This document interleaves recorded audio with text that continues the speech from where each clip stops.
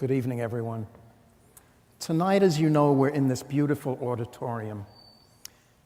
I like that we're in an auditorium because an auditorium is a place designed for listening. And listening is at the core of what I'm going to be speaking about tonight. So to get us started, I invite everybody to listen carefully to the sounds in the auditorium for about 15 seconds. And you might find it easier to focus if you close your eyes.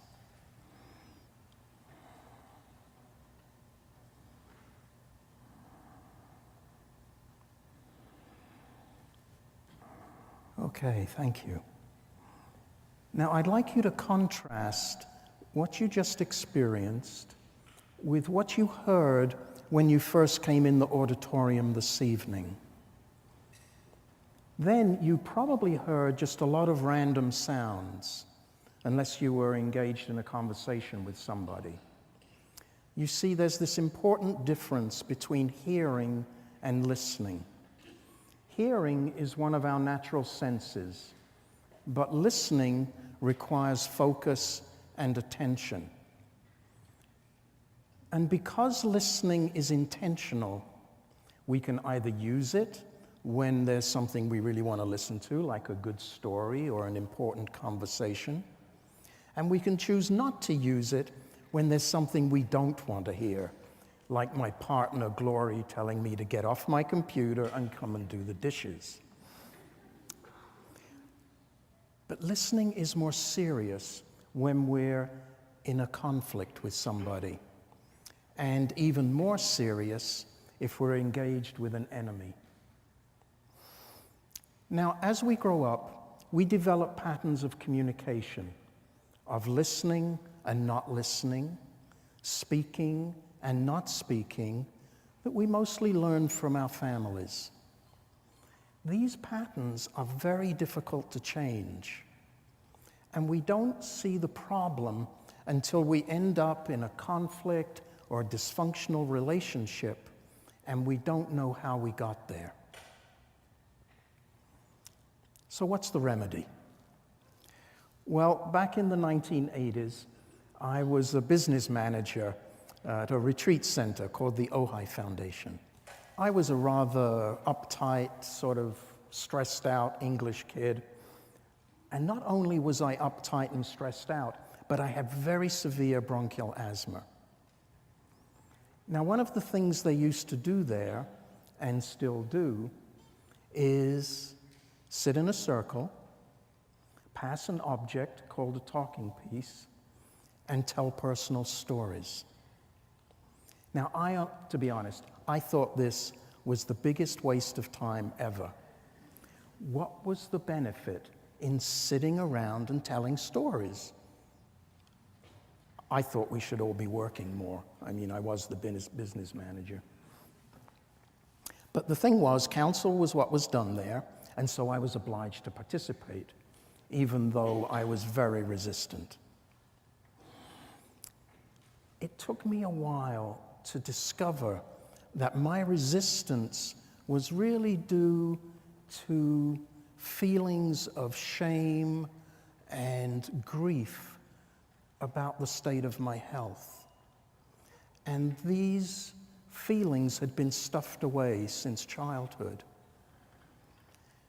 But when I began to talk about them in counsel, I noticed that my lungs started to improve.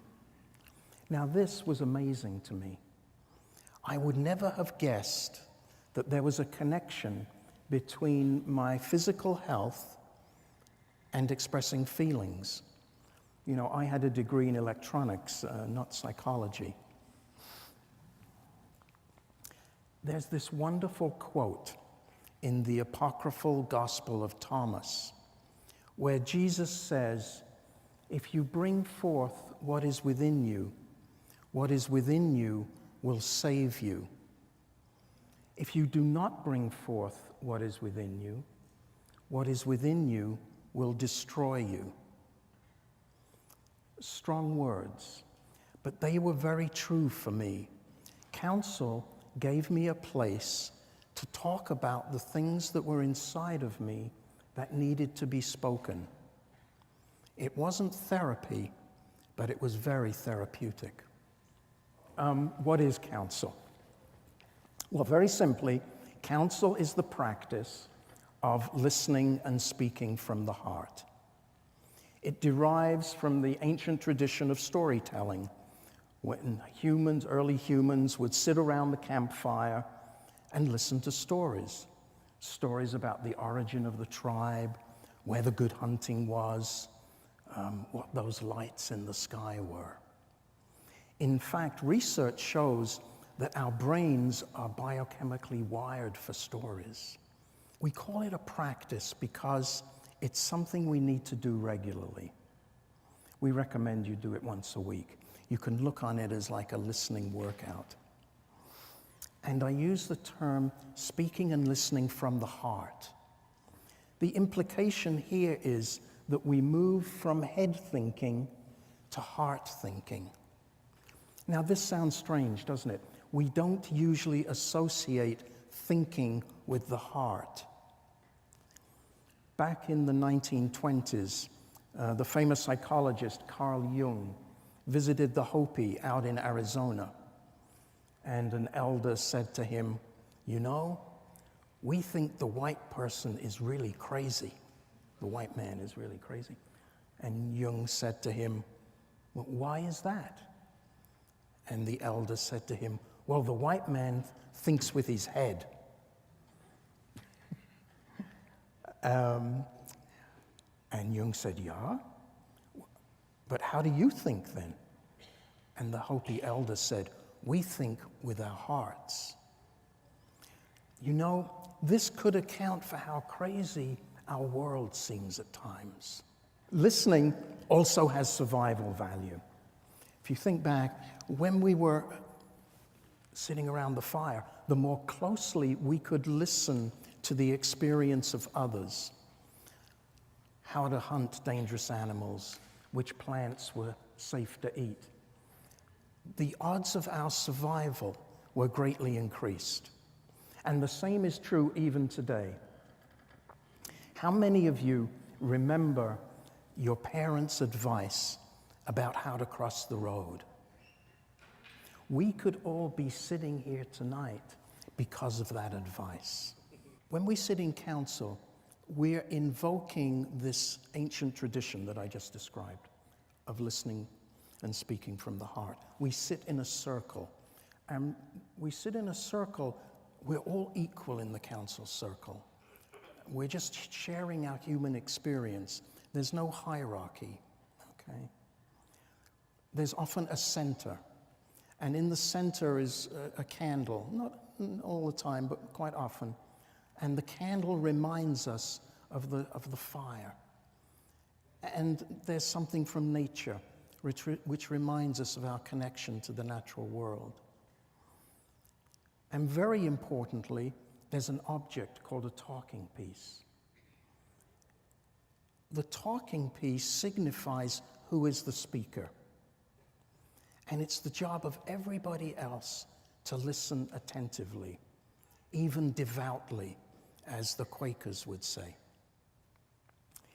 It's this attentive listening, this devout listening, that helps us develop empathy or heart thinking. And this is one reason why counsel has really taken off in the Los Angeles schools, because it's so closely related as a part of emotional intelligence. Council is in, I think, 15,000 students are now sitting in Council weekly. And it's used in businesses, social service organizations, even prisons. Now, one of the places that Council has had a very important influence on my life is in my relationship with my partner, Glory. We met about 12 years ago at a party, but I didn't want to just date somebody that I was attracted to. I had done that before, and it wasn't successful. This time, I wanted to start off on the right foot. So, second time we met, I fixed her dinner, and afterwards, asked her if she'd like to try something different. I had arranged a space.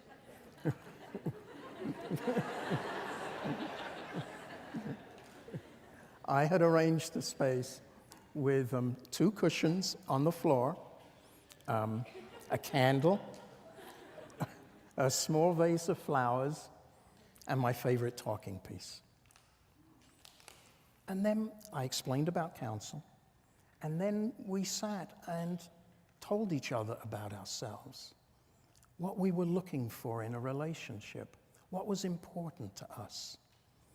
And by the time the evening was over, we were really both hooked. Now she loves to tell people, what's more seductive than a man that wants to listen to you and share his feelings? Guys, you should take note.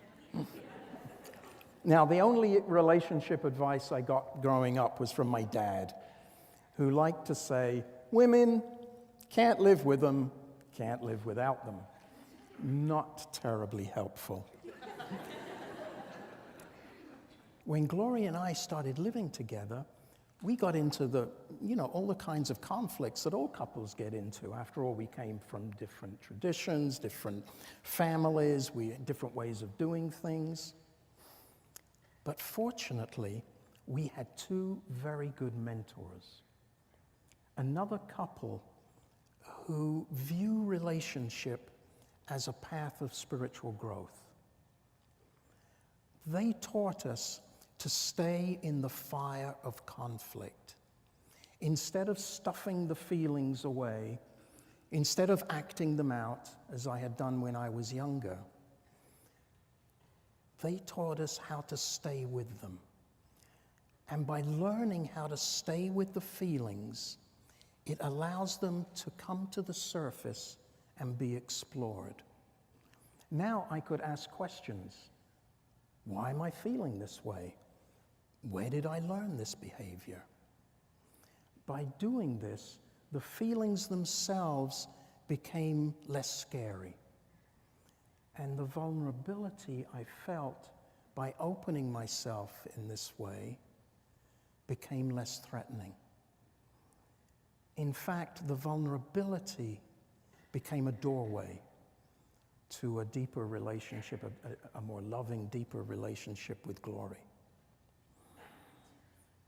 Now, Glory is a marriage and family therapist, and she had carried a dream of teaching couples how to do just this, how to create this vulnerable place with each other.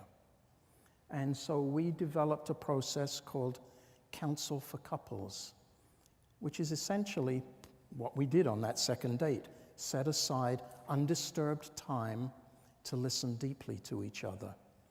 And if conflict arises, then explore it. Don't stuff the feelings, but explore them. I'm a great fan of the poet Rumi. One of his poems contains the following words: out beyond ideas of right doing and wrongdoing, there's a field. I'll meet you there. It's this field that he refers to that we endeavor to create in counsel. Back in 2001, I was invited to introduce counsel to groups in Israel. My particular interest was to bring Israeli Arabs and Jews together in the council circle. Very often I would start a Jewish-Arab council by asking each participant to say their name, where they were born, what their lineage was, track it back as far as they could go, and then tell a story about one of their ancestors. Whenever an Israeli Arab or Palestinian would speak, there was invariably a story about the Nakba, the catastrophe, the time during the Israeli War of Independence in 1948, when 700,000 Palestinians became refugees. And so often when a Jewish participant would speak, there would be a story about family members murdered in the Holocaust. At which point, the grief and loss of both peoples is right there in the center of the circle. At that time, it's possible for heart thinking. In that vulnerable place, it's possible for heart thinking to emerge, to move beyond right doing and wrongdoing, and for peace to arise between people. As President Obama said recently in Jerusalem, peace must be made amongst peoples, not just governments. That is where peace begins, not just in the plans of leaders, but in the hearts of people. So in ending, I invite you to imagine a world where listening is highly valued, where we take the time to be with and listen to those we care about, our partners, our children, parents, friends, colleagues, and especially our enemies. Allowing ourselves to enter that vulnerable place is the beginning of wisdom, and our future might well depend upon it. Thank you for listening.